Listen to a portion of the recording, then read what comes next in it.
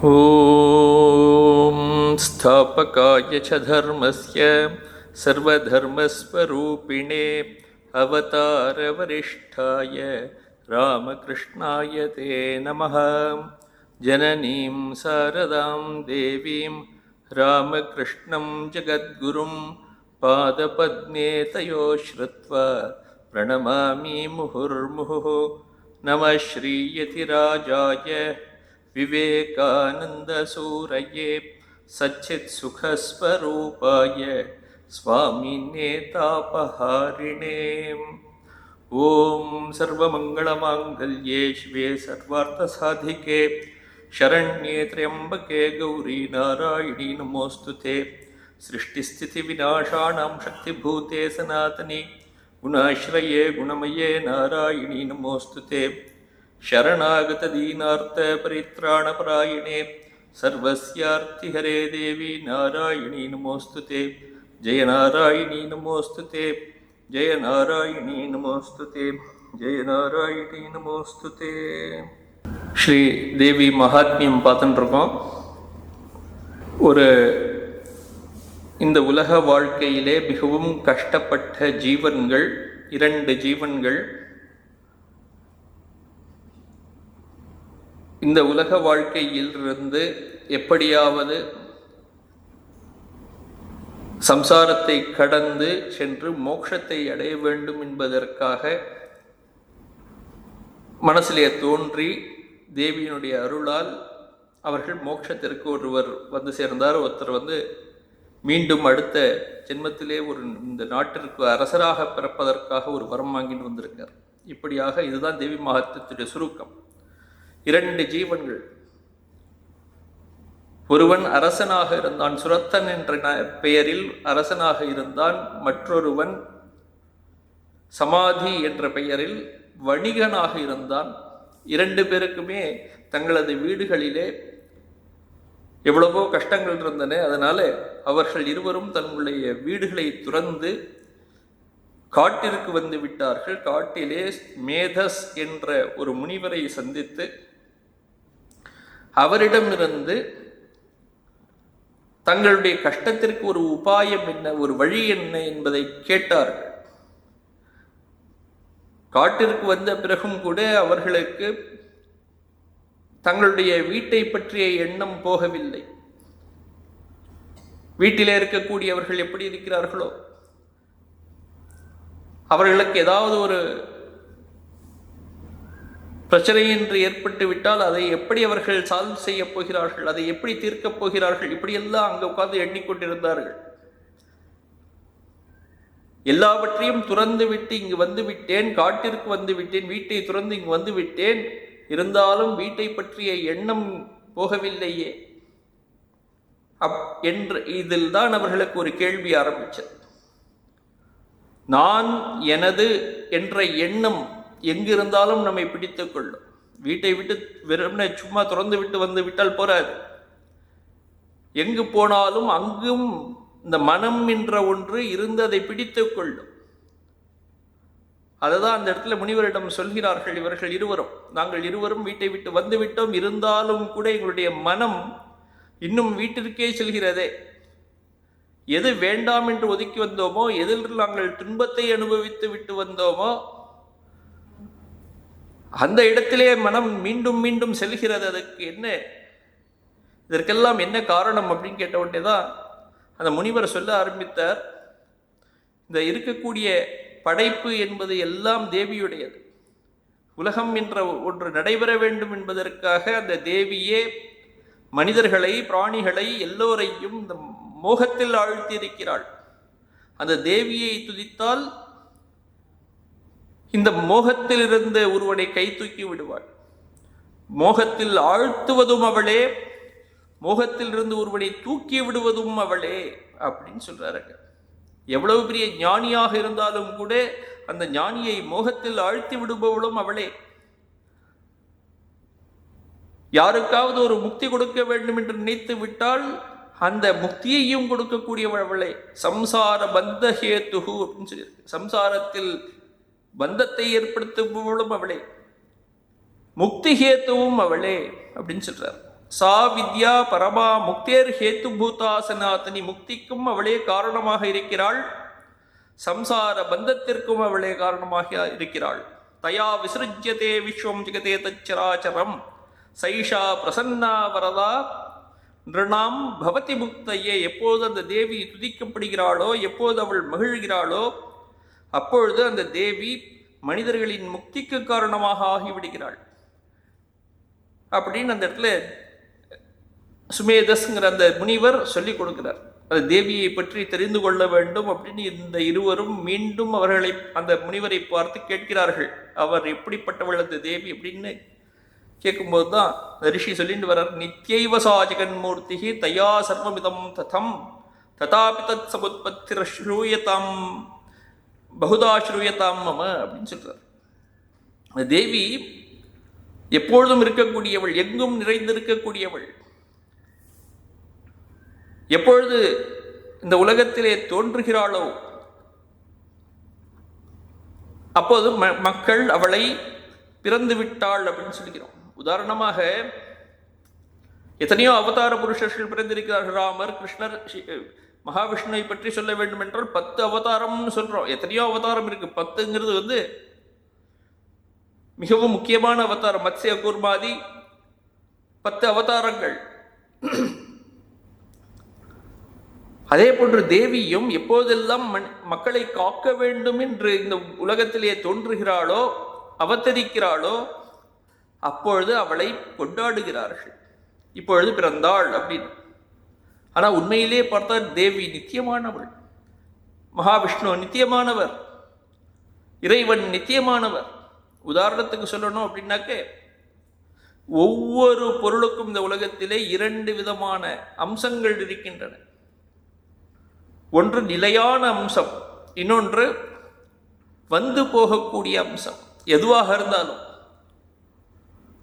கடல் இருக்கிறது, தண்ணீர் இருக்கிறது, தண்ணீரிலே அலைகள் தோன்றுகின்றன, அலைகள் தோன்றுகிறது, திரும்பவும் மறைகிறது, தோன்றுகிறது, மறைகிறது. அலைகள் எதனால் தோன்றியது? தண்ணீரில் தோன்றியது. எங்கே மறைந்தது? தண்ணீரில் மறைந்தது.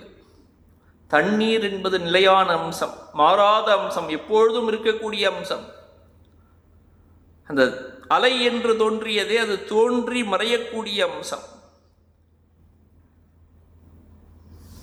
இப்படி ஒவ்வொரு பொருளிலும் 2 அம்சங்கள் இருக்கின்றன. அதே போன்று எங்கும் நீக்கவர நிறைந்திருக்கக்கூடிய இந்த பரபிரம்மம் என்று சொல்கிறோமே, பிரம்மத்தில் பிரம்மம் என்பது நிலையான அம்சம். எப்பொழுது மனிதர்களை காக்க வேண்டும் என்பதற்காக அந்த பிரம்மமே ஒரு வடிவை எடுத்துக்கொண்டு தோன்றுகிறதோ அப்பொழுதுதான் அவதாரம் தோன்றுகிறதுன்னு சொல்றோம். ராமாவதாரம், ராமர் வந்தார், கிருஷ்ணர் வந்தார், தேவி தோன்றினாள். இப்படி ஒவ்வொரு அவதாரங்களும் அந்த நித்தியமான பிரம்மத்தில் இருந்து தோன்றுபவை, நித்தியம்தான். அதனாலதான் நித்யைவ சா ஜெகன்மூர்த்தி அப்படின்னு இந்த அந்த முனிவர் சொல்ல ஆரம்பிச்சார். நித்தியை அவள், எப்போதும் இருக்கக்கூடியவள் அவள், பிரம்ம அம்சம். மனிதர்களை காக்க வேண்டும் என்று எப்பொழுது தோன்றுகிறாளோ, உற்பன்னா இதி ததாலோகே சா நித்யாப்பிய விதீயத்தே அப்படிங்கிற, அவள் நித்தியாக இருந்தாலும் கூட அவளை இன்று தோன்றினாள் என்று எல்லோரும் கூறுகிறார்கள். அப்படி இப்படியாக அந்த தேவியுடைய தத்துவத்தை சொல்லி, அந்த தேவி எப்படி எல்லாம் எப்பொழுதெல்லாம் தோன்றினாள் அப்படிங்கிறதையும் அந்த முனிவர் சொல்றார். 2 அசுரர்கள் இருந்தார்கள், மது, கைட்டவன் என்று 2 அசுரர்கள். அந்த 2 அசுரர்களையும் சம்ஹாரம் செய்வதற்காக, ஏனென்றால் அந்த 2 அசுரர்களும் நான்முகனை, எப்போதும் அசுரர்களுக்கும் தேவர்களுக்கும் சண்டை வரும். அதே போன்று இந்த இடத்துல முதல்ல இந்த மது கைட்டவர்கள் என்ற 2 அசுரர்களுக்கும் நான்முகனுக்கும் ஒரு பெரிய போர். நான்முகன் பயந்திருந்தார். அந்த 2 அசுரர்களை அழிப்பதற்காக முதல் அவதாரம் செய்தாள் தேவி. அந்த கதையை, அந்த சரித்திரத்தை சுமேதஸ் என்ற அந்த முனிவர் அந்த 2 பேருக்கும் சொல்லிக் கொடுக்கிறார். தேவியை பற்றி அறிந்து கொண்டு தேவியை துதித்தால், தேவியுடைய அருளினால் ஒருவன் முக்தி அடையலாம். அதனால தேவியை பற்றிய லீலா சிந்தனைகள் செய்வதற்காக தேவியுடைய சரித்திரத்தை அவர்கள் இருவரும் கேட்டார்கள். மதுகைட்டபவதம் அப்படின்னு முதல் அத்தியாயம். அதன் பிறகு மீண்டும் ஒரு முறை அதே தேவி மீண்டும் தோன்றி துர்கையாக தோன்றி மகிஷாசுரனை அழித்த கதையை 2, 3, 4 அத்தியாயங்களில் சொல்லியிருக்கார். எப்படியெல்லாம் மகிஷாசுரனிலிருந்து சண்டையிட்டான், எப்படி தேவி அவர்களை எல்லோரையும் மகிஷாசுரனையும் அவனுடைய சேனைகளையும் அழித்தாள் என்பதையெல்லாம் சொல்லி, அதன் பிறகு தேவர்கள் எல்லோரும் தேவியை மிகவும் போற்றினார்கள். அப்ப 2, 3, 4 அத்தியாயங்கள் அப்படி. 4வது அத்தியாயத்தில் தேவியை அவர்கள் மிகவும் போற்றினார்கள். இதெல்லாம் நம்ம பார்த்தாச்சு. இதே போன்று 3வது ஒரு சரித்திரம் இருக்கு. சும்ப நிசும்பர்கள் வதம் அப்படின்னு அது கடைசியில் வரப்போறது. 9வது அத்தியாயமாகவும் 10வது அத்தியாயமாகவும் சும்பன் என்ற அரசனையும் நிசும்பன் என்ற அரக்கனையும் சும்பன் என்ற அரக்கனையும் அழிக்கக்கூடிய வரலாறு. அதற்கு முன்னால் சும்ப நிசும்பர்களுக்காக அவர்களுடைய சேனையில் இருக்கக்கூடிய மற்ற அரக்கர்கள் எல்லோரையும் அழிக்கும் விதமாக பற்பல அத்தியாயங்கள் இருக்கின்றன. 6வது அத்தியாயம் இருக்கு. தூம்ரலோச்சன வதம் என்ற பெயர். தூம்ரலோச்சனன் என்ற ஒரு அரக்கன் தான், அவனை வதம் செய்த சரித்திரம் 6வது அத்தியாயம். 7வது அத்தியாயத்தில் சண்டன் முண்டன் என்ற 2 அரக்கர்களை அழித்ததனால் சண்டமுண்ட வதம்னு பெயர்.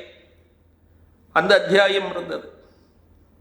8வது அத்தியாயத்தில் ரக்தபீஜன் என்ற ஒரு அரக்கனை தேவி அழித்தாள், அதனால் அதற்கு ரக்தபீஜ வதம்னு பெயர். 9வது அத்தியாயத்தில் நிசும்பவதம், 10வது அத்தியாயத்தில் சும்பவதம். இப்படியாக 6 முதல் 10 வரை உள்ள அத்தியாயங்கள் எல்லாம் தேவியுடைய லீலைகளை பற்றி சொல்கின்றன. 11வது அத்தியாயத்தில் தேவியை புகழ்ந்து, தேவியை நினைத்து நினைத்து அவளை வணங்கி தேவர்கள் அனைவரும் ஒரு துதி செய்கிறார்கள். அதுதான் தேவி ஸ்துதி. 11வது அத்தியாயம். அதில் தான் வருது, சர்வமங்கள மாங்கல்யே சிவே சர்வார்த்த சாதிக்கே சரண்யே திரையம்பக்கே கௌரி நாராயணி நமோஸ்துதே. நம்ம சொன்னோம் இல்லையா, நம்ம வேதத்திலே சொல்லியிருக்கு, ஏக்கம் சத்து அப்படி இருக்கக்கூடியது ஒன்று தான், விப்ராஹா பகுதா வதந்தி அப்படின்னு சொல்லியிருக்கு இல்லையா. அந்த நித்தியமான ஒன்று இருக்கக்கூடியது ஒன்று தான். அந்த ஒன்றிலிருந்து எவ்வளவோ விதமான அவதாரங்கள் தோன்றுகின்றன. அதனால இந்து மதத்திலே எல்லா கடவுள்களையும் நம்ம ஏற்றுக்கிறோம். ஏன்னா இதுதான் காரணம். இருக்கக்கூடிய எல்லா அவதாரங்களுக்கும் அடிப்படையாக இருக்கக்கூடியது அந்த ஒரே பிரம்ம தத்துவம். ஒவ்வொரு மனிதர்களும் ஒவ்வொரு பிராணிகளும் அதே அந்த பிரம்ம தத்துவம் இருப்பதனால் தான் இருக்கிறார்கள். அந்த பிரம்ம தத்துவம் இல்லாமல் ஒரு மனிதனால் கூட இருக்க முடியாது. இந்த இடத்த சொல்லும்போது சர்வமங்கள மாங்கல்யே சிவே சர்வார்த்த சாதிக்கேன்னு ஆரம்பிக்கிறார். அதுக்கு அடுத்த 2-3 ஸ்லோகங்கள் தள்ளி போனால் தெரிகிறது, ஹம்சயுக்த விமானஸ்தே பிரம்மாணி ரூபதாரிணி கௌஷாம்பக்ஷரிக்கே தேவி தாராயணி நமோஸ்துதே அப்படின்னு. எல்லா இடத்துலையும் நாராயணிங்கிற வடிவத்திலேயே வழிபட்டு கொண்டு வருகிறார்கள். இங்கே ஹம்சத்தில் வரக்கூடிய தேவி யாரு அப்படின்னாக்க சரஸ்வதி தேவி. சரஸ்வதி தேவி வடிவத்தில் இருக்கக்கூடிய நாராயணி தேவியே உனக்கு நமஸ்காரம்னு அர்த்தம். திரிசூல சந்திராஹிதரே மகா ரிஷபவாகினி மாகேஸ்வரி ஸ்வரூபேண நாராயணி நமோஸ்துதே அப்படின்னு. மகேஸ்வரனுடைய மனைவியான மாகேஸ்வரி வடிவத்தில் இருக்கக்கூடியவளே, திரிசூலத்தை கையிலே வைத்துக் கொண்டிருப்பவளே, சந்திரனையும் பாம்பையும் தலையிலே ஆவரணமாக வைத்துக் கொண்டிருப்பவளே, மகா ரிஷபவாகினின்னு சொல்லியிருக்க. அந்த ரிஷபம்னா அந்த காளை மாடு, காளை மாட்டினை வாகனமாக கொண்டவளே அப்படின்னு சொல்றார். நாராயணி தேவியே நமஸ்காரம் அப்படிங்கிறார். ஒரே தேவியே எல்லா வடிவங்களாகவும் இருக்கிறாள் அப்படிங்கிறது அர்த்தம். மயூர குக்குட்ட விருத்தே அப்படின்னு சொல்லியிருக்கு. மயிலை வாகனமாக உடையவள் குமரக்கடவுள் தான் நமக்கு மயிலை வாகனமாக கொண்டவர் முருகப்பெருமான். முருகப்பெருமானுடைய சக்தி வடிவத்தை அந்த இடத்துல சொல்றார். மயூர குக்குட்ட விருத்தே மகாசக்தி தரே அனகே கௌமாரி அப்படிங்கிற கௌமாரி தான் குமாரன் நம்ம முருகப்பெருமான் குமரக்கடவுள். இப்போ அந்த குமரக்கடவுளுடைய சக்தி வடிவமாக இருக்கக்கூடிய கௌமாரி வடிவத்தில் இருக்கக்கூடிய தேவியே நாராயணி நமஸ்துதே அப்படிங்கிறார். இப்படி ஒவ்வொரு வடிவத்திலும் இருக்கக்கூடிய அந்த தேவியை நமஸ்காரம் பண்ணி இந்த 11வது அத்தியாயம் இருக்கு. 11வது அத்தியாயம் முழுக்க முழுக்க முழுக்க தேவியை எப்படி துதிக்கிறது அப்படிங்கிறது தான். ஆரம்பத்திலிருந்து கடைசி வரையிலும் ஒரு துதி. அந்த துதியிலே தேவர்கள் தங்களை மறந்து விட்டார்கள்னு சொல்லணும். எல்லா இடத்திலும் தேவியை துதித்து துதித்து சர்வஸ்வரூபே சர்வேஷே சர்வசக்தி சமன்வித்தே அந்த இடத்துல கேள்வி கேட்கிறவர்கள்லாம் தேவியே சர்வஸ்வரூபே எல்லா வடிவமாகவும் இருக்கக்கூடிய தேவியே சர்வேஷே எல்லோருக்கும் தலைவியாக இருப்பவளே சர்வ சக்தி சமன்வித்தை எல்லா சக்தியையும் தன்னுள் கொண்டவளே எங்களை காப்பாற்றுங்கள். பயேபியா திராஹி நகா அப்படிங்கிற எங்கள் அனைவரையும் எல்லா பயங்களிலிருந்தும் காப்பாற்றுங்கள்.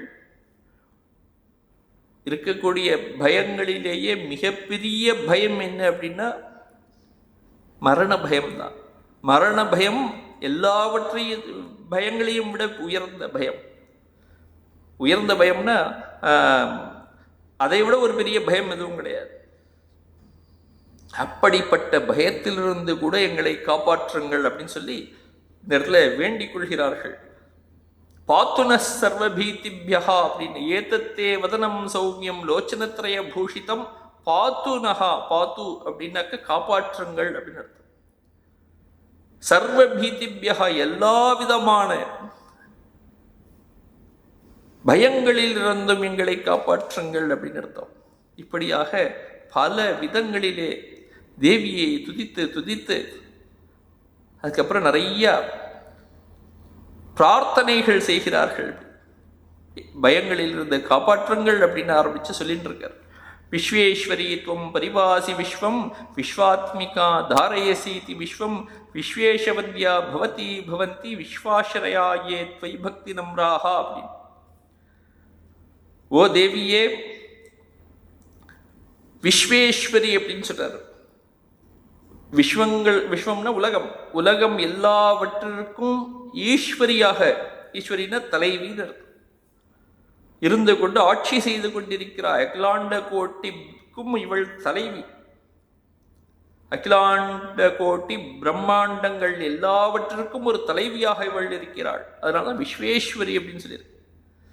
அப்படி உலகங்கள் எல்லாவற்றிற்கும் ஒரு நாயகியாக ஒரு தலைவியாக இருந்து கொண்டு துவம் பரிபாசி விஸ்வம் இந்த உலகங்கள் எல்லாவற்றையும் நீ காக்கிறாய். விஸ்வாத்மிகா தாரயசீதி விஸ்வம் இந்த உலக வடிவமாகவே நீ இருந்து கொண்டு இந்த உலகத்தை தாங்கி பிடித்து கொண்டிருக்கிறாய். விஸ்வேஷவந்தியா பவதி பவந்தி இந்த தேவியே அதனால் இந்த உலகத்தில் இருக்கக்கூடிய எல்லோரும் உன்னை வணங்குகிறார்கள். விஸ்வேஷவந்தியா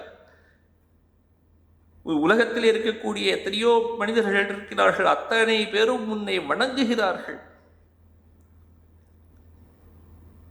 யார் உன்னை அப்படி பக்தியுடன் வணங்குகிறார்களோ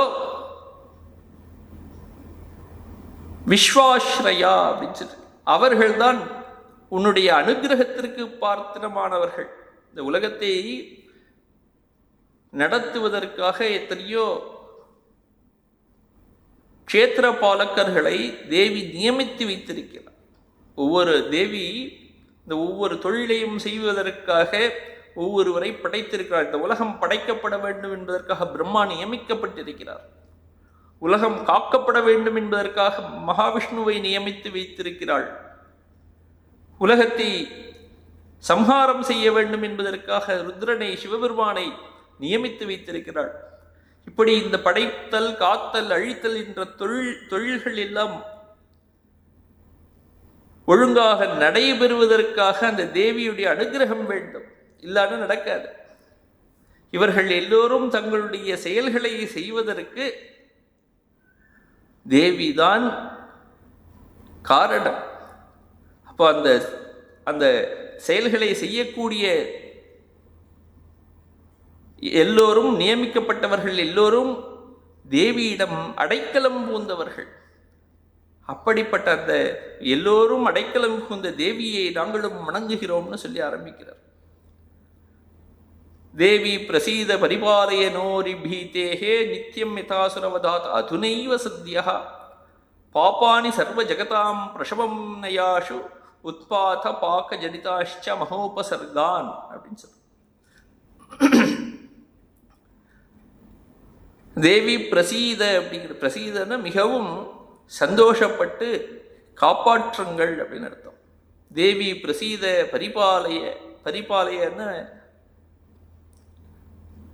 ரக்ஷணம் புரிகிற, ஒரு காப்பாற்றுன்னு அர்த்தம். பாலைய அப்படின்னு அருள் புரி அப்படின்னு அர்த்தம் ஆச்சு. ஓ தேவியே அருள் புரிவாய், எங்களுக்கு காப்பாற்றுங்கள் அர்த்தம். எதிலிருந்து காப்பாற்ற வேண்டும் அப்படின்னா அரிபீத்தேகே அப்படிங்கிறார். எதிரிகளிடமிருந்து, பயத்திலிருந்து எங்களை காப்பாற்றுங்கள். இன்று மட்டுமில்லை, எப்போதும் காப்பாற்றுங்கள். நித்தியம் அப்படிங்கிறது, எப்போதும் எங்களை எதிரிகளிடமிருந்து, எதிரிகளினால் ஏற்படக்கூடிய பயங்களிலிருந்து எங்களை காப்பாற்றுங்கள். இப்பொழுது காப்பாற்றினீர்களே, அதுபோன்று எப்போதும் எங்களை காப்பாற்ற வேண்டும். இந்த 6வது, 7வது, 8வது, 9வது அத்தியாயங்களிலே எப்படி தேவி ஒவ்வொரு அரக்கர்களையாக அழித்து விட்டு தேவர்களை காப்பாற்றினார்களோ, அதே போன்று இந்த தேவர்கள் எல்லோரும் இந்த இடத்துல வேண்டிக் கொள்கிறார்கள். இப்படி எல்லோரையும் அழித்து விட்டு எங்களை காப்பாற்றினீர்களே, அதே போன்று எப்போதும் எங்களை காப்பாற்ற வேண்டும். எத்தனையோ விதமான பயங்கள் நமக்கு வந்து கொண்டிருக்கின்றன. ஒவ்வொரு பயத்திலும் ஒரு நாளைக்கு நாம் தப்பிச்சிட்டோம்னாக்க என்னைக்கும் தப்பிப்போன்னு சொல்ல முடியாது. அதனால எப்போதும் எங்களை காப்பாற்றுங்கள். இதுவரை எப்படி எங்களை காப்பாற்றி வந்தீர்களோ அதே போன்று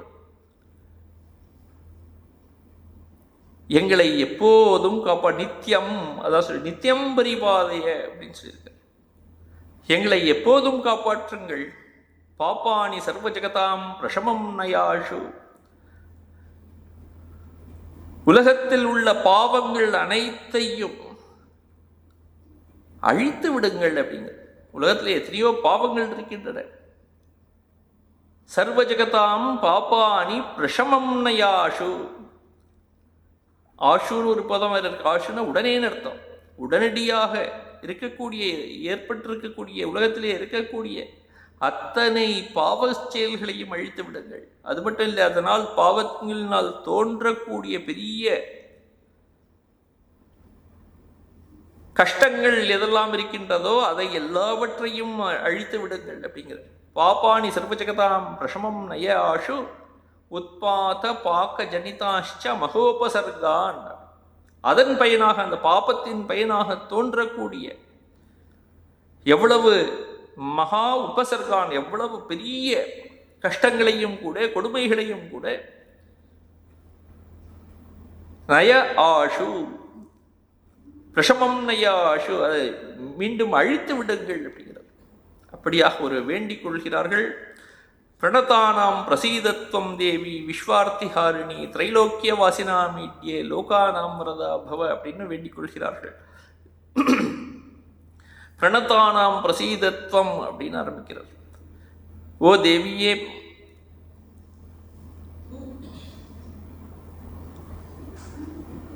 பிரசீத பிரசீத அப்படின்னு மகிழ்ச்சி அடையுங்கள், எங்களிடம் மிகவும் மகிழ்ச்சி அடையுங்கள். விஸ்வார்த்திஹாரிணி அப்படின்னு ஒரு கூப்பிடுறது தேவிய. விஸ்வம்னா உலகம்னு சொன்னோம். ஆர்த்தி அப்படின்னா துன்பங்கள், ஹாரிணி அப்படின்னா அழிப்பவள், துன்பங்களை அழிப்பவள், எல்லா துன்பங்களையும் அழிப்பவள், உலகத்தின் துன்பங்கள் அனைத்தையும் அழிப்பவள் அவள். அப்படிப்பட்ட தேவியே லோகானாம் வரதா பவ, உலகத்தில் உள்ள மக்கள் அனைவருக்கும் நன்மையை செய்வாய் அப்படின்னு கேட்டுக்கொள்கிறார்கள். லோகானாம் வரதா பவ, திரைலோக்கியவாசினாம் ஈட்யே. ஈட்யே அப்படின்னா புகழப்படுபவளேன்னு அர்த்தம், போற்றப்படுபவளே அப்படின்னு அர்த்தம். 3 உலகங்களிலும் உள்ள மக்களால் போற்றப்படுபவளே தேவியே, 3 உலகங்களின் துன்பங்களை போக்குபவளே, மனிதர்கள் எல்லோருக்கும் நன்மையை செய்வீர்களாக, உங்களை வணங்குபவர்கள் அனைவருக்கும் அருள் புரிவீர்களாக அப்படின்னு தேவர்கள் அனைவரும் அந்த தேவியை வேண்டிக் கொள்கிறார்கள். தேவர்கள் தங்களுக்கு மட்டும் வேண்டிக்கல, பிரணத்தானாம் பிரசீத அப்படின்னு சொல்லியிருக்க, யாரெல்லாம் வணங்குகிறார்களோ, தேவியை வணங்குகிறார்களோ அவர்கள் அனைவருக்கும் அந்த தேவி அருள் புரிய வேண்டும் அப்படின்னு சொல்லி கேட்டுக்கிறார். உடனே தேவி அங்கே ஆவிர்பாவம் செய்து அந்த இடத்துல தோன்றி தேவர்களிடம் கூறுகிறாள், வரதாகம் சுரகணா வரம் என் மனசேச்சத தம் விருடுத்வம் பிரயச்சாமி ஜெகதாம் உபகாரகம் அப்படின்னு சொல்லி சொல்றார். தேவியுடைய கூற்று அது. வரதாகம் சுரகணா, அந்த தேவர்களை பார்த்து தேவி கூறுகிறாள், நீங்கள் கேட்ட வரங்கள் அனைத்தையும் கொடுப்பதற்கு தயாராக இருக்கிறேன். நீங்க என்ன உங்களுக்கு வரம் வேண்டும் என்று எண்ணுகிறீர்களோ அந்த வரங்கள் அனைத்தையும் கேளுங்கள். மனசா இச்சத, மனதினால் எதையெல்லாம் வேண்டும் என்று விரும்புகிறீர்களோ விரும்பிய வண்ணம் கேளுங்கள். தம் விருணத்வம், கேளுங்கள் அப்படிங்கிறது, அதையெல்லாம் நான் கொடுக்கிறேன். பிரயச்சாமி, எச்சாமி அப்படின்னா கொடுக்கிறேன்னு அர்த்தம், பிரயச்சாமின்னா நிச்சயமாக கொடுக்கிறேன்னு அர்த்தமாச்சு. வரம் எப்போதுமே நன்மையை புரியக்கூடியது தான் வரம், தீமையை புரியக்கூடியது என்பதற்கு வரம் என்று கிடையாது.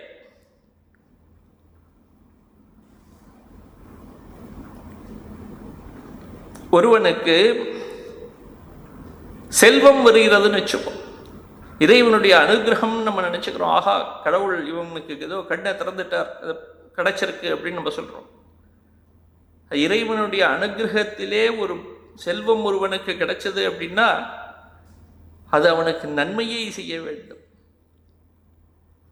மாறாக தீமையை செய்தால் அந்த செல்வத்தை பெற்று அவன் கொஞ்சம் கர்வத்தில் ஆழ்ந்தான் என்றால், அல்லது தீய காரியங்களில் ஈடுபட்டான் என்றால் அது வரம் கிடையாது, அது சாபம். அது இந்த இடத்துல வரத்தை கொடுக்கிற பிரயச்சாமி அப்படின்னு சொல்லியிருக்கார். நல்ல நிலைக்கு இந்த வரம் நாம் கொடுக்கக்கூடியது உங்களை நல்ல நிலைக்கு ஏற்று செல்லும் அப்படின்னு சொல்லி அனுகிரகம் பண்ணுகிறாள் தேவி. அதுக்கு தான் வரம் என்று பெயர். அது எப்படி தெரிகிறது அப்படின்னா, ஜெகதாம் உபகாரகம் அப்படின்னு, இந்த உலகம் எல்லாவற்றிற்கும் அந்த வரம் என்பது உதவியாக இருக்கும் அப்படின்னு. உலகம் அனைத்திற்கும் அந்த வரம் எப்படி ஒரு நல்லதை செய்கிறதோ அப்படி நல்லதை செய்வதனால்தான் அதற்கு வரம்னு பெயர். செல்வம் ஒருவனுக்கு வந்து விடுத்துட்டாக்க அதுவே அவனுக்கு நல்லது செய்தும் சொல்ல முடியாது, யாருக்கு வருகிறதுன்னு தெரியணும். செல்வம் வந்ததனால் ஒருவன் அவனுடைய வாழ்க்கை மிகவும் இழிந்த நிலைக்கு போகலாம், செல்வம் இல்லாமல் மிக உயர்ந்த நிலைக்கும் போகலாம். அதனால வரம் என்பது பொருளினால் அல்ல, ஒருவனுடைய வாழ்க்கை எப்படி முன்னேறுகிறதுங்கிறதுல தான் இருக்கு. இந்த இடத்துல சொல்லியிருக்கார் தேவி, எல்லோருக்கும் கேட்டதையெல்லாம் நான் கொடுக்கிறேன், அதன் மூலம் இந்த உலகம் எல்லாம் நன்மையை பெறும் அப்படின்னு சொல்லிவிட்டாள். உடனே தேவர்கள் எல்லாரும் கேட்கிறார்கள், சர்வாபாதா பிரசமனம் திரைலோக்கியஸ்யாகிலேஸ்வரி ஏவமேவத்வயா காரியம் அஸ்மத்வைரி விநாசனம்.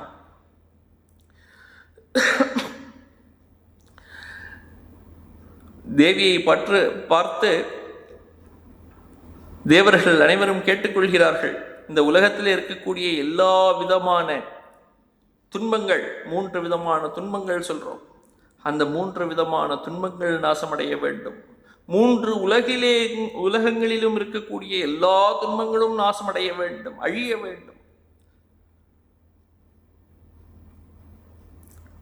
எங்களுக்கு யாரெல்லாம் எதிரியாக இருக்கிறார்களோ எதிரிகள் அனைவரும் அழிய வேண்டும் எங்களுக்கு அப்படின்னு சொன்னா ஒரு மனிதன் தன்னுடைய எதிரி என்று எடுத்துக்கொள்ள வேண்டும். தன்னுடைய எதிரிகள் எல்லோரும் அழிய வேண்டும். தன்னுடைய எதிரி யாரு? அதுல தான் கேள்வியே இருக்கு.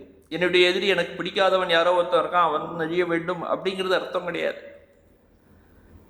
எந்த ஒன்று இருந்து கொண்டு என்னை அந்த இறைவனை அடைய விடாமல் என்னை தடுத்து கொண்டிருக்கிறதோ அதுதான் எதிரி. என்னுடைய உள்ளே இருக்கக்கூடிய காம குரோதங்கள் என்னெல்லாம் இருக்கோ அது அந்த இறைவனை அடைய விடாமல் என்னை இந்த உலகத்திலே பந்தப்படுத்தி சம்சாரத்தை ஈடுபடச் செய்கிறது. அப்படி எது என்னை இந்த சம்சாரத்தில் முழுகடிக்க செய்கிறதோ அதுதான் முதல் எதிரி நமக்கு. 6 எதிரிகள் ஷட்ரிபு அப்படின்னு நம்ம சொல்றோம். காமக்ரோதம், லோபம், மதம், ஆச்சரியம், மோகம், இதெல்லாம் தான் இந்த 6ம் மிகப்பெரிய எதிரிகள் நமக்கு.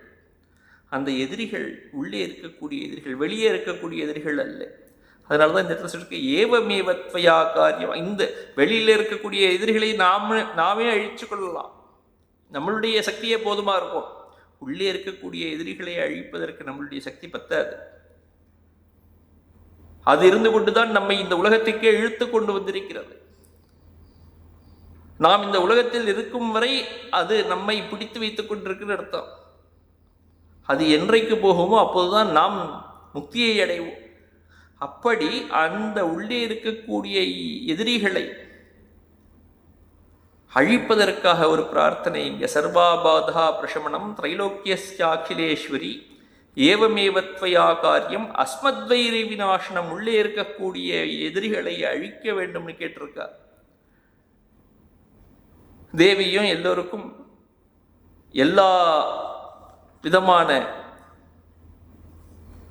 ஆசைகளையும் நீக்கி அந்த எல்லா விதமான கேட்ட வரங்கள் எல்லாவற்றையும் தருகிறேன் அப்படின்னு சொல்லி தேவியும் அந்த இடத்துல ஆசீர்வாதம் பண்ணுகிறாள். இப்படியாக இந்த 11வது அத்தியாயம் முடிகிறது.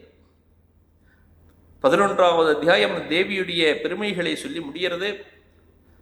இந்த 3 விதமான சரித்திரங்கள், முதல்ல அந்த மதுகைட்டவர்களுடைய வதம், 2வதான மகிஷாசுர வதம், 3வதான இந்த சுப்பனிஷும்பர்களுடைய வதம், இப்படி 3 சரித்திரங்களையும் அந்த மகரிஷி சுமேதஸ்ங்கிற மகரிஷி அந்த 2 மனிதர்களுக்கும், அந்த சமாதி என்ற வணிகனுக்கும் சுரத்தன் என்ற அரசனுக்கும்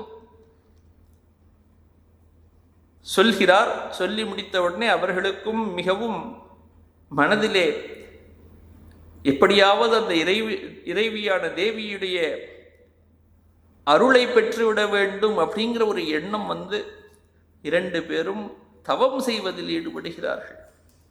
அதுதான் அடுத்த அத்தியாயம் 12வது அத்தியாயம் 12, 13 இந்த 2 அத்தியாயங்கள்ல தான் இருக்கு. இந்த தேவியுடைய சரித்திரத்தை கேட்பதனால் என்ன ஒருவனுக்கு பலன் கிடைக்கிறது, தேவியுடைய சரித்திரத்தை வாசிப்பதனால் ஒருவனுக்கு என்னென்னலாம் பலன் கிடைக்கிறது அப்படிங்கிறது இந்த 12வது அத்தியாயத்தில் சொல்லியிருக்கு. எவ்வளவு எளிதாக இறைவனை அடைய முடியுங்கிறதெல்லாம் இதில் சொல்லியிருக்கு. நம்ம வந்து வாழ்க்கையில் வீட்டில் நம்ம சொல்லி கொடுக்குறோம், ஆகா ஒரு 10 வருஷம் படிச்சிரு, இது 25 வயதுக்கு வரையிலும் நீ நன்றாக படிக்காவிட்டால் நல்ல வேலை கிடைக்காது சொல்கிறோம். வேலை கிடைக்காவிட்டால் வாழ்க்கை முழுவதும் கஷ்டப்பட வேண்டும், அதனால் ஒழுங்காக படிக்கணும், இப்படியெல்லாம் குழந்தைகளுக்கு நம்ம சொல்லி கொண்டு வரோம். வாழ்க்கை முழுவதும் பின்னால் இருக்கக்கூடிய எல்லா வாழ்க்கை முழுவதும் வேண்டிய அளவு ஒருவனுக்கு கையிலே பொருள் இருக்க வேண்டும். பொருள் இருக்க வேண்டும் என்றால் முன்பே சேர்த்து வைத்துக் கொள்ள வேண்டும், இல்லாவிட்டால் கஷ்டம் ஏற்படும் அப்படின்னு சொல்லி முதல் 25 வருஷம் வரையிலும் அவனை படிக்க வைக்கிறோம். அவ்வளோ மீதி இருக்கக்கூடிய வருடங்களுக்கு ஒரு இன்வெஸ்ட்மெண்ட்டாக இந்த 25 வருடத்தை நாம் கொடுக்க சொல்கிறோம்.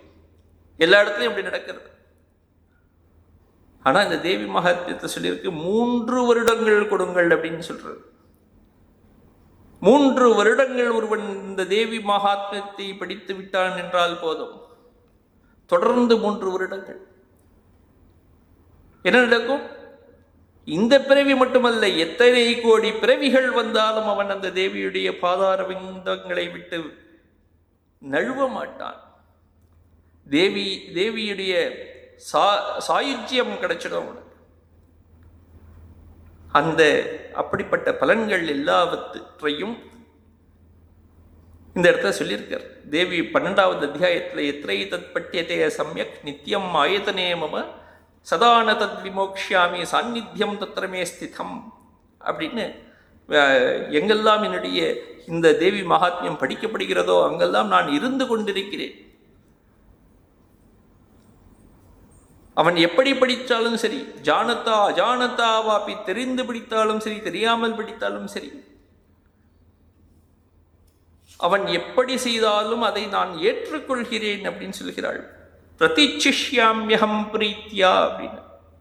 எப்படி கிருஷ்ணர் அந்த கீதையிலே பத்திரம் புஷ்பம் ஃபலம் தோயம் யோமே பக்தியா பிரயச்சதி, யார் ஒருவன் எனக்கு தண்ணீரையோ வெறும் ஒரு பத்திரம் துளசி பத்திரத்தையோ அல்லது ஒரு சின்ன ஒரு பூவையோ பெருசாக நான் எதிர்பார்க்கல, இதை மட்டும் கொடுத்தா போதும் அப்படிங்கிற ஒரு பக்தியுடன் கொடுத்தால் நான் அதை ஏற்றுக்கொள்கிறேன் அப்படிங்கிறார். சிவபெருமான் சொல்றார், ஒரு அருகம்புல் ரோட்ல போகும்போது ஊமத்த பூ பூத்திருக்கு, அந்த ஊமத்தம்பூவை எடுத்து கொண்டு போற்றால் கூட போதும். அப்படி எதை கொடுத்தாலும் ஏற்றுக்கொள்கிறேன், பக்தி தான் முக்கியம் அப்படின்னு சொல்றார். அப்படி பக்தியுடன் செய்தால் எல்லா விதங்களிலும் தேவி ஏற்றுக்கொள்ளுவாள் அப்படின்னு தெரியாது. அப்படி ஏற்றுக்கொண்டு ஒருவனுக்கு என்னெல்லாம் வேண்டுமோ அத்தனை பலன்களும் கொடுக்கிறேன் அப்படிங்கிறத முன்னாடியே சொல்லியிருக்கா. இந்த 2 பேரும் அதே போன்று 3 வருடங்கள் கங்கை கரையிலே இருந்து கொண்டு கங்கை மண்ணிலேயே ஒரு மூர்த்தியை, ஒரு உருவத்தை செய்து அந்த உருவத்தை வழிபட்டு தினமும் தேவி மகாத்மியம் படித்து தேவியை மகிழ்வித்து தேவியுடைய அருளுக்கு பாத்திரமாகி தேவியே கேட்கிறாள் அவர்களிடம், என்ன வரம் வேண்டும் சொல்லுங்கள். தேவர்கள் துதித்த போது அவர்களுக்கு முன்பாக தேவி தோன்றி அவர்களுக்கு என்ன வரம் வேண்டுமோ கேட்டால் அவர்களும் கேட்டார்கள். அதையெல்லாம் தேவி கொடுத்தாள். இந்த 2 பேரும் கூட தேவியை துதித்த போது 3 வருடங்கள் துதித்த போது தேவி அந்த இடத்துல பிரத்யக்ஷமாக கேளுங்கள் அப்படின்னு சொன்ன உடனே இந்த 2 பேரும் கூட தனித்தனியாக எனக்கு இது வேண்டும் அப்படின்னு கேட்டிருக்கார். அந்த அரசன் மீண்டும் அரசாங்கம் வேண்டும் என்று கேட்டான். அவனுக்கு அரசாங்கம் கிடைச்சது. இந்த ஜென்மத்தில் மட்டும் இல்லை, அடுத்த ஜென்மத்திலையும் அரசு வேண்டும்னு கேட்டான். அடுத்த ஜென்மத்திலையும் கிடைக்கும்னு சொல்லி அவனுக்கு அரசாங்கத்தை கொடுத்தாள் தேவி. அந்த வணிகன் இருந்தானே, அந்த வணிகன் மீண்டும் இந்த சம்சாரம் வேண்டாம் அப்படிங்கிற ஒரு எண்ணத்திலே விட்டான். அவனுக்கு பெரிய வைராக்கியம் ஏற்பட்டு விட்டது. இந்த உலகத்திலே இருக்கக்கூடிய எந்த ஒரு பொருளும் எனக்கு ஒரு பூரணத்துவத்தை தர முடியாது, பூரணமான ஒரு ஆனந்தத்தை கொடுக்க முடியாது. இந்த உலகத்தில் இருக்கக்கூடிய பொருட்கள் எதுவுமே, இந்த உலகத்தில் இருக்கக்கூடிய பொருட்கள் எந்த பொருளாக இருந்தாலும் ஆனந்தம் அதில் இல்லை.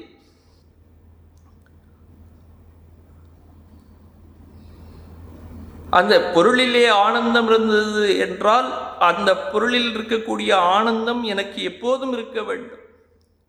ஆனால் அந்த பொருளில் இருந்து சில நேரங்களிலே அதே பொருளை பார்த்தால் நமக்கு கோபம் வருகிறது. அப்போ எப்படி அந்த பொருளிலே ஆனந்தம் இருக்குன்னு சொல்ல முடியும்? அதனால இந்த உலகத்தில் இருக்கக்கூடிய எந்த ஒரு பொருளில் இருந்தும் ஆனந்தம் என்பது வந்துவிட முடியாது என்பதை அவர்கள் உணர்ந்து விடுகிறார்கள். சிலர் உணர்ந்து அவை இந்த உலகப் பொருட்கள் எதுவுமே வேண்டாம் என்ற முடிவுக்கு வருகிறார்கள். அதற்கு ஒரு காரணமும் வைத்துக் கொள்கிறார்கள். இந்த உலகத்தில் இருக்கக்கூடிய ஒவ்வொரு பொருளும் எனக்கு வர வேண்டும் என்று இருந்திருக்கிறது, அதனால் வந்திருக்கு. ஒரு சொல்வார்கள் ஒன்று, ஒருவனுக்கு ஒரு கை பிடி சாப்பாடு கிடைத்தது. ஒருவர் அதை பார்த்து சொன்னார், அவனுக்கு இந்த சாப்பாடு கிடைச்சிருக்கு இன்னைக்கு. அவன் கையிலே இருக்கக்கூடிய அந்த பருக்கையிலே, அரிசியிலே, சாப்பாட்டிலே ஒவ்வொரு பருக்கையிலும் அவனுடைய பெயர் எழுதியிருக்கு, அதனால தான் அவனுக்கு கிடைச்சிருக்கு அப்படின்னு சொல்லுவாங்க. அப்படி எழுதாவிட்டால் அவனுக்கு சாப்பாடு கிடைக்காது. அந்த சாப்பாட்டிற்கு அவன் அருகதையாக இருந்திருக்கிறான், அதனால கிடைச்சிருக்கு. இந்த உலகத்தில் இருக்கக்கூடிய எல்லா பொருள்களும் அப்படிதான். ஒருவன் எதற்கு தகுதியானவனோ அது அவனுக்கு கிடைக்கும் நிச்சயமா. தகுதி எங்கேருந்து வந்தது? அவன் செய்த செயலினால் வந்தது. ஒரு செயலை செய்து சம்பாதிக்க வேண்டும். ஒவ்வொரு பொருளையும் ஒருவன் சம்பாதிக்க வேண்டும். சம்பாதிக்காமல் ஒன்றும் கிடைக்காது நிச்சயம். அப்ப சம்பாதிக்கிறான் அப்படின்னாக்க வெறும் சம்பளம் வாங்கிறதுக்கு சம்பாத்தியம் இல்லை. ஒரு பொருளை பெற்றுக்கொள்கிறான் அப்படின்னாக்க அவன் தன்னுடைய சுய உழைப்பினால் பெறுகிறான். அப்போ உலகத்திலே இருக்கக்கூடிய அத்தனை பொருட்களும் ஒருவன் தன்னுடைய உழைப்பினால் பெற்றவை. உழைப்பு என்பது ஒரு எல்லைக்குட்பட்டது. அப்போ எல்லைக்குட்பட்ட உழைப்பினால் எல்லைக்குட்பட்ட பொருட்களை தான் வாங்க முடியும். எல்லைக்குட்பட்ட உழைப்பினால் எல்லைக்கு அப்பாற்பட்ட ஒரு பொருள், அந்த பிரம்மம் என்பதை வாங்கிவிட முடியாது. ஆனந்தம் என்பதை வாங்கிவிட முடியாது. இதையெல்லாம் அந்த வணிகன் யோசித்து பார்த்தான். பரீட்சிய லோகான் கர்மச்சிதான் பிராமணோ நிர்வேதமாயாத் அப்படின்னு சொல்லுது. இந்த உலகத்தில் இருக்கக்கூடிய பொருட்களை பரீட்சை பண்ணி பார்த்தான். இந்த உலகத்தில் இருக்கக்கூடிய பொருட்களிலிருந்து எனக்கு ஆனந்தம் வருதா அப்படின்னு. நாஸ்தி அகிருத்த கிருத்தேன, இந்த உலகத்தில் இருக்கக்கூடிய பொருட்கள் எல்லாம் ஒருவனுடைய செயல்களினால் ஏற்பட்டவை. அந்த செயல்கள் எதுவும் எல்லைக்கு இருக்கக்கூடிய பொருட்கள் எல்லாம் அந்த செய்கையினால் வந்தவை. செய்கை அனைத்தும் எல்லைக்குட்பட்டவை.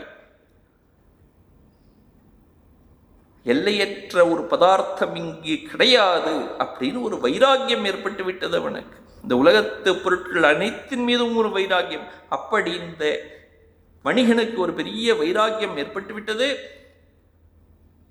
அந்த வைராக்கியம் ஏற்பட்டதனால் அவன் தேவியிடம் ஞானத்தை வேண்டிக்கிட்டு கொண்டு விட்டான். ஞானத்தை கொடுங்கள், எனக்கு வேறு எதுவும் வேண்டாம். நான் எனது என்று எது இருக்கிறதோ, எது சொல்லிக் கொண்டிருக்கிறதோ, எது என்னை மோகத்தில் ஆழ்த்தி கொண்டிருக்கிறதோ அதை அழிக்கக்கூடிய ஞானத்தை கொடுங்கள் அப்படின்னு கேட்கலாம். அது என்ன ஞானம்? சாதாரண இந்த உலக ஞானம் இல்லை. இந்த உலகத்தில் இருக்கக்கூடிய அத்தனை பேருக்கும் ஞானம் இருக்கு. உலகத்தில் அத்தனை பேருக்கும் ஏதோ ஒரு பொருளை பற்றி ஒரு ஞானம். ஒருவர் இயற்பியலை தெரிந்து கொண்டிருக்கலாம், ஒருவர் கெமிஸ்ட்ரி தெரிஞ்சிருக்கலாம், ஒருத்தர் அஸ்ட்ரானமியை தெரிஞ்சு கொண்டிருக்கலாம். இப்படி பலவிதமான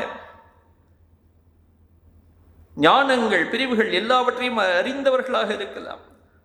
ஆனால் இந்த ஞானம், அந்த மற்ற ஞானங்கள் எதுவுமே நான் எனது என்பதை அழிக்கக்கூடிய ஞானம் கிடையாது. இவன் கேட்ட ஞானம் நான் எனது என்ற ஒரு சங்கம் இருக்கிறது. சங்கம்னா ஒரு அட்டாச்மெண்ட், பற்று. அந்த பற்றினை அழிக்கக்கூடியதான ஒரு ஞானத்தை கொடுங்கள் அப்படின்னு கேட்டான். சங்க விச்சுதிகாரகம் அப்படின்னு கேட்டான். விச்சுதி அப்படின்னு அழித்து அதுக்கும் சம்பந்தம் இல்லாமல் ஆக்கக்கூடிய அப்படிப்பட்ட ஒரு ஞானத்தை கேட்டான். அந்த ஞானம் தான் பிரம்ம ஞானம். அப்படிப்பட்ட ஒரு ஞானத்தை பெற்று தேவி வடிவமாகவே ஆகிவிட்டான். தேவியுடைய சாயுஜ்யத்தை பெற்று விட்டான் அவனுக்கும் அந்த தேவி அருள் புரிந்து அவனுக்கும் அந்த ஞானத்தை நல்கினாள். இப்படியாக இந்த இரண்டு பேரும் எப்படி தேவியுடைய கதைகளை கேட்டு தேவியுடைய சரித்திரங்கள் எல்லாவற்றையும் அந்த மேதஸ்ங்கிற முனிவரிடம் இருந்து கேட்டு அதை மிகவும் ஸ்ரத்தையுடன் 3 வருடங்கள் பின்பற்றி பூஜைகளை செய்து இந்த தேவி மகாத்மியத்தை மீண்டும் மீண்டும் படித்து தேவியுடைய லீலைகளை பற்றி சிந்தித்து தேவியுடைய கட்டாட்சத்தை பெற்று தேவியையே கண்டு தேவியின் அருளினால் தாங்கள் நினைத்த பலன்களை பெற்றார்கள். இதுதான் தேவி மகாத்மியத்துடைய ஒரு சாரம். ஒரு இதுலேருந்து என்ன தெரிகிறது அப்படின்னா, அது அவர்கள் தான் பெறுவார்கள்னு அல்ல, இன்னும் எத்தனையோ பேர்கள் இன்றும் இந்த தேவி மகாத்மியத்தை படித்து அந்த தேவியுடைய அருளை தினமும் பெறுகிறார்கள்.